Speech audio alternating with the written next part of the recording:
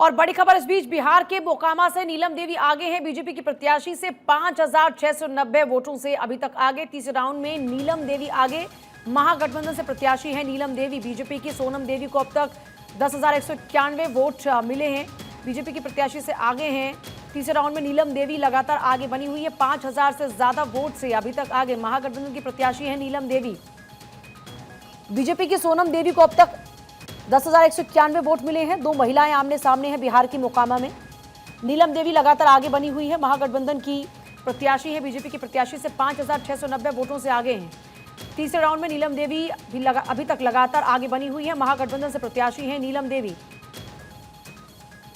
BJP की सोनम देवी को अब तक 10,000 से ज्यादा वोट मिले हैं, लेकिन लगातार महागठबंधन की प्रत्याशी आगे बनी हुई है।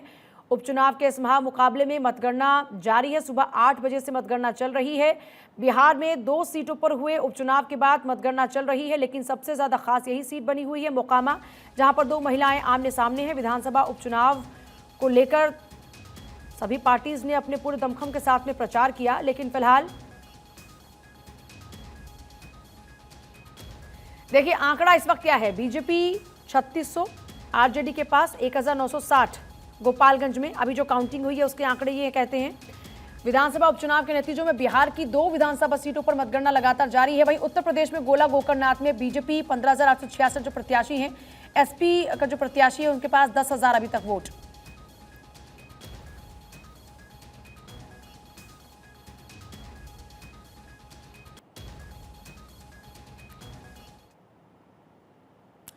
और वहीं लखीमपुर खीरी उपचुनाव में बीजेपी को बढ़त, बीजेपी प्रत्याशी अमन गिरी ने बनाई है बढ़त। एसपी प्रत्याशी विनय तिवारी से निकले आगे 5,000 वोटों से अमन गिरी ने बनाई बढ़त। गोला गोकर्णनाथ सीट के लिए उपचुनाव।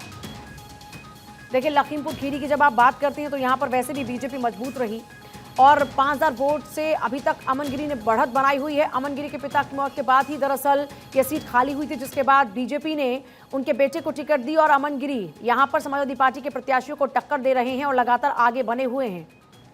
गोला गोकर्णनाथ सीट के लिए उपचुनाव जिसमें मतगणना फिलहाल जारी है और अमन गिरी लगातार समाजवादी पार्टी के प्रत्याशी से आगे बने हुए हैं।